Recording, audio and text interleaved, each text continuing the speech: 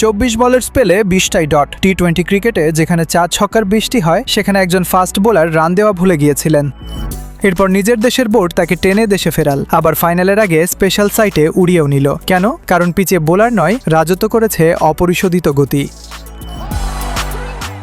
বাবর আজমের পেশোয়ার জালমি 9 বছর পর পিএসএল শিরোপা জিতল। সবাই দেখল ফাইনালে অ্যারন হার্ডির ম্যাচ জেতানো ইনিংসটা, কিন্তু টিভিতে যা দেখা যায় না সেটা হলো ফ্র্যাঞ্চাইজি ড্রেসিং রুমের পেছনের সমীকরণ। চাঁপাইনবাবগঞ্জের ধুলোমাখা মাঠ থেকে উঠে আসা 6 ফুট 5 ইঞ্চির এক তরুণের হাতে বাবর চোখ বন্ধ করে তুলে দিয়েছিলেন নতুন বল। করাচি কিংসের বিপক্ষে সেই রাতের কথা একটু মনে করে দেখুন। 246 রান তাড়া করতে নেমে করাচি বুঝতেই পারল না বল কোনো দিক দিয়ে কিপারের গ্লাভসে যাচ্ছে। 4 ওভার 7 রান 3 উইকেট। ব্যাটসম্যানরা শট খেলার জায়গা তো দূরের কথা, বল চোখে দেখারই সময় পাচ্ছিল না। টুর্নামেন্ট যখন তুঙ্গে ঠিক তখনই বড় ধাক্কা। ওয়ার্কলোড সামলাতে বাংলাদেশ ক্রিকেট বোর্ড রানাকে দেশে ফিরিয়ে নিল। জালমি শিবিরে তখন রীতিমতো আতঙ্ক, কারণ প্লে অফে তাদের সেরা অস্ত্রটাই নেই। কিন্তু ফাইনালে ঠিক 4 দিন আগে নাটকীয় টুইস্ট। বোর্ড মতো বদলালো, রানা স্পেশাল ফ্লাইটে সোজা লাহোরে। গাদ্দাফি স্টেডিয়ামে 32,000 দর্শকের সামনে সেদিন বল হাতে রীতিমতো আগুন ঝরছিল। জালমি অল আউট মাত্র 130 রানে। সবাই ধরে নিয়েছে বাবর আজম ম্যাচটা হেরেই গেছেন। এরপর রানা এলেন।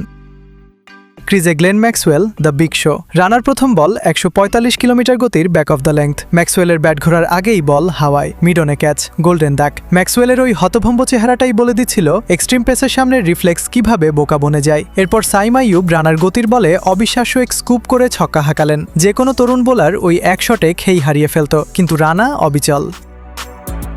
ঠিক পরের ওভারেই কুশল পেরেরার সাথে রানা সে বিখ্যাত কালিশান। পিচের মাঝখানে ধাক্কা আর চোখের পলকে রান আউট পেরেরা। ক্ষোভে ফেটে পড়া পেরেরা যখন মাথা নাড়তে নাড়তে মাঠ ছাড়ছেন, কিংসম্যানের ডাগআউটের মানসিকতা তখনই ভেঙে গুড়িয়ে গেছে। আর 14তম ওভারে হুনাইন শাহকে করা সেই নিখুঁত ইয়র্কার। ব্যাট নামার আগেই স্ট্যাম্প ছিটকে বাইরে। পিএসএল ফাইনালের চরম চাপের মুহূর্তে একটা উইকেট মেইডেন। 5 ম্যাচে 9 উইকেট, ইকোনমি মাত্র 5.44।